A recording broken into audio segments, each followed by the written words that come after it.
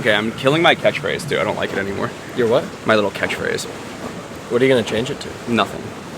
Just slides onto the screen, Grady Smith. Fiddle noise, and then I start talking. What's up, guys? Welcome back to my channel. Today I'm joined while on a little lake weekend vacation by my buddy Hugh. Hugh is a Memphis native and my fellow country fan that I discuss whenever new country music drops in town. Hugh is one of the people that I text to talk about it, so welcome. Thanks for having me on. Very honored. I call Hugh Hot Take Hugh because he has aggressive opinions about every subject in life. Let's have a segment called Hot Takes. I asked you guys on Twitter and on Instagram for your hottest of hot takes, and I figured we could talk about some of them here. And there's probably gonna be motorboats going in the background. Look, this is an off-the-cuff vacation video.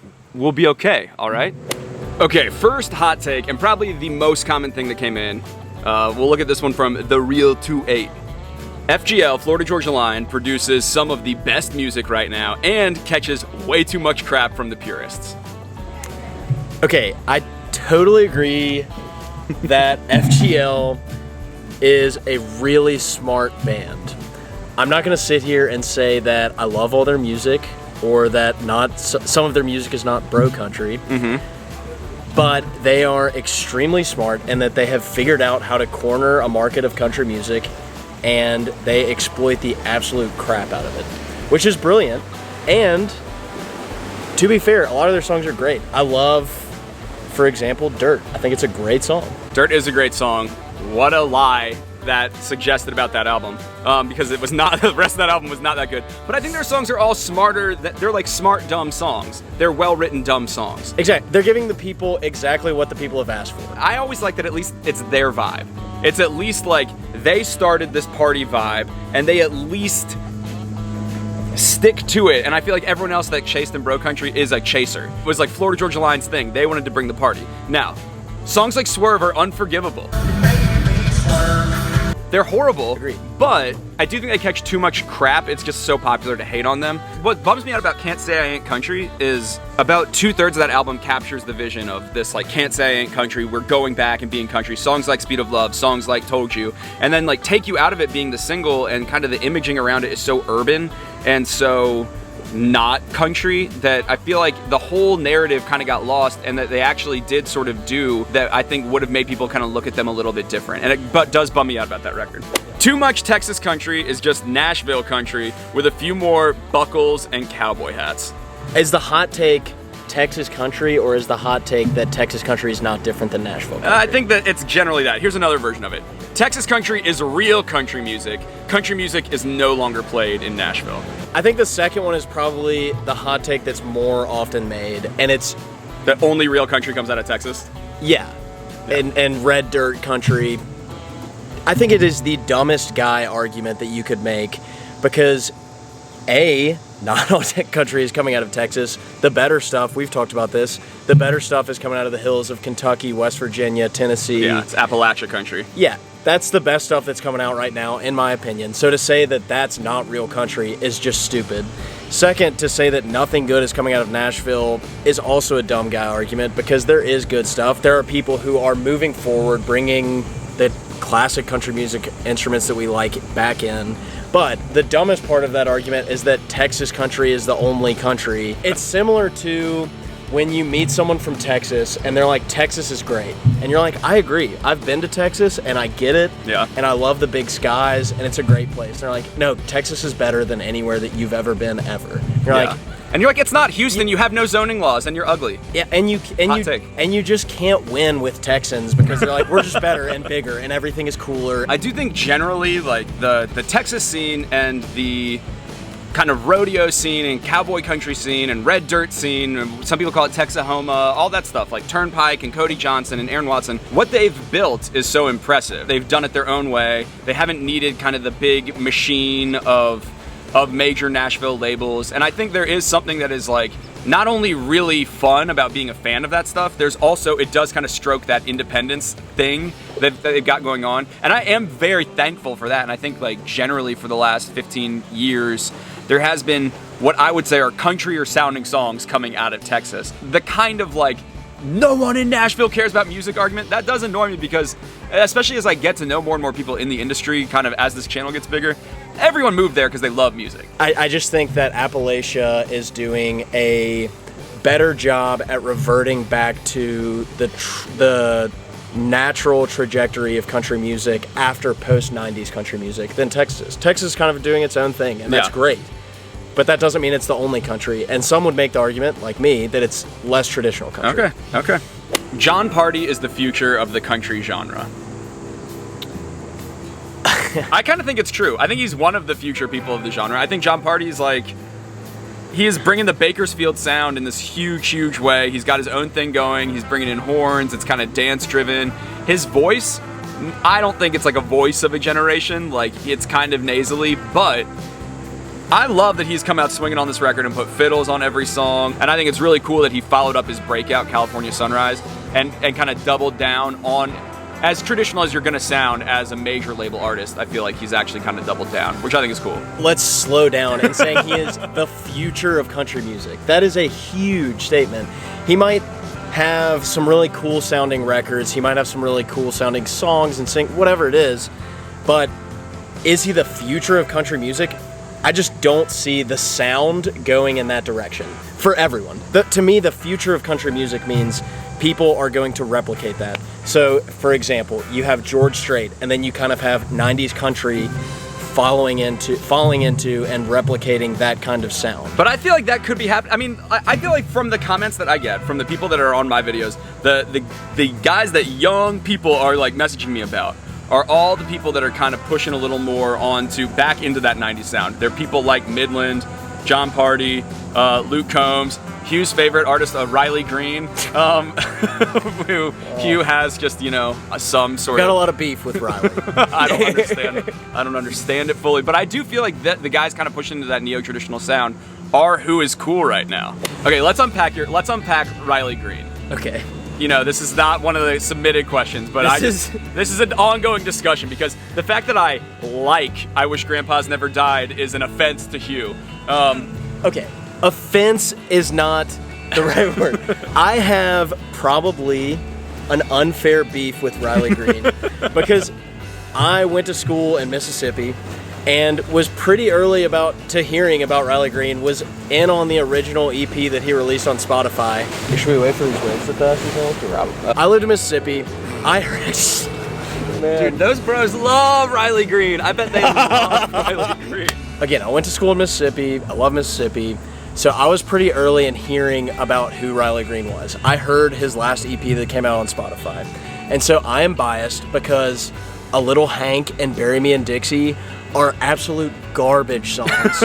For example, in Bury Me in Dixie, he references that when he dies, he wants to be buried under the 50-yard line in Tuscaloosa, which is, for those who don't know, Alabama, the football team.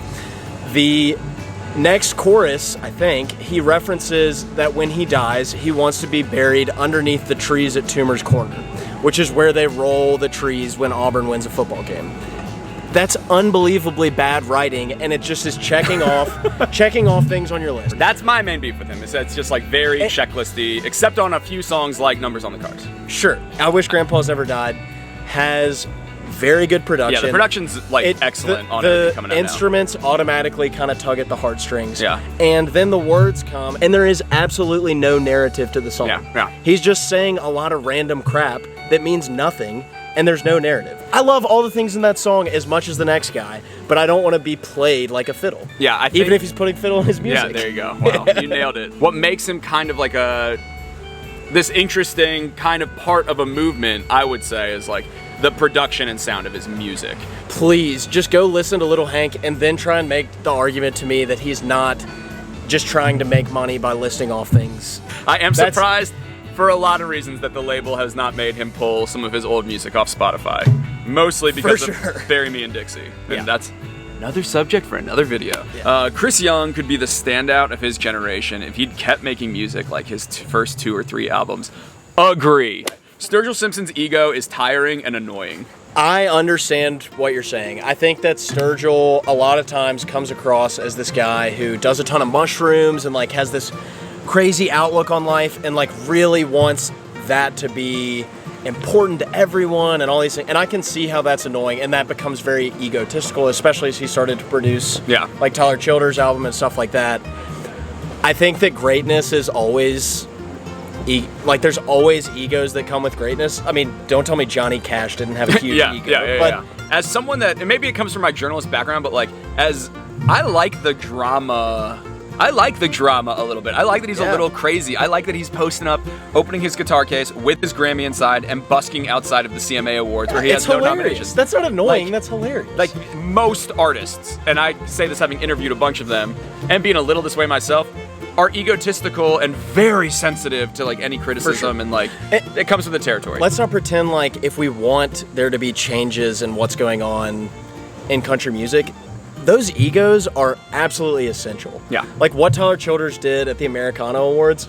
As a man who identifies as a country music singer, I feel Americana ain't no part of nothing, and is a distraction from the issues that we are facing on a bigger level as country music singers. That's what country music needs if the changes are going to happen. I have actually started to back off in naming people like this is the reform country needs because I think that crown makes you want to rebel, especially if you're an artist and you want to be independent. Be like, well, fine, I'm going to do what I want. It seems presumptuous to be named. I think a big part of why Sturgill has kind of like gone into psychedelic rock and like I'm going to make an anime movie for my new album is because it's like it's a crown he doesn't necessarily want to wear. I think he also really likes drugs.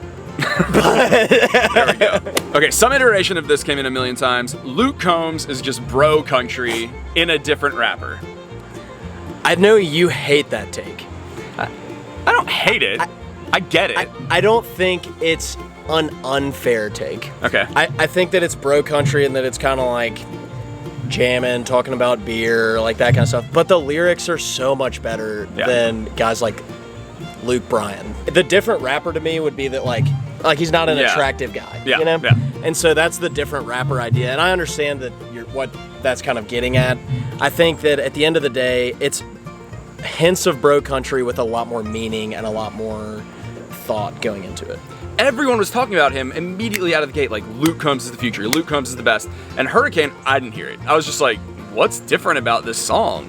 It's like a storm metaphor. These are dime a dozen. Like the drum loop on that song, I don't love. Like there's a lot that I think is just really generic about it. I started to take a second look around When It Rains It Pours, but really like as his career's gone on, and then especially when he came out with his new EP, The Prequel, to me it was like a major step up in terms of production. I'm on board. Yeah. These are 5 great songs. I mean, I think that is like a truly as perfect of an EP as you could put out. So now I'm like, yeah, I get it. I get Luke Combs, but I don't think he's bro. Is he broy? Is he broy? Definitely Beer Never Broke My Heart is pretty broy. That's a party song. I consider broy like the sort of playa-ish vibe. And I don't think it's just a party. I feel like it's like a party. What makes a bro country song is a party where you're like trying to seal the deal and hook up with some girl at the end of the night. And I don't Let's feel circle like, the trucks up around the bonfire. Yeah. We've all done it, but pass a little good stuff like that's chilling in the backseat. Like it's got to have that kind of like overly smooth vibe. And I don't feel like his music does that. Sure. Arguing over semantics of bro country. It's very useful. Miranda is the closest thing this generation has to a legend that's at the caliber of Johnny, Willie, Dolly, Loretta, and she's frequently better. Better than them? She went a little far in the end of her take. Your take was like lukewarm until you got to the end, and then it was just a really bad take. I think Miranda is going to be a legend. I think like she's had a lot of amazing hits, and her life is really interesting. What about in comparison to the other legends? Let's just like table that. Do we think Miranda? Let's start with. Do you think Miranda will be like is the closest thing that we have to a legend? No, I think that what she has done for women in country music is great. Like it is very important to what's going on now, and that is all great. We're talking about musically, though. I don't think that she is going to be a legend. I mean, Crazy Ex-Girlfriend, I think will be, and I think Revolution will be legendary records. So I guess the question comes: where do you draw the line at legend? Like, and that's kind of going to be the question and who here. cares? And I probably draw the line much higher than most people. But she's great. I love her music, but she's just kind of she's the young second yet. tier. Yeah, we'll see. She's not Dolly Parton. Let's not pretend like she is. Yeah. Wow. What a horrible motor. Guys, what a great, horrible motor to end this this first ever edition of Hot Takes. We'll see if you guys like it. I think people will. Thank you for your input. Thanks to Hot Take Hugh over here. Really, the motorboats have decided we're done, so I think we're done, and I'll see you next time.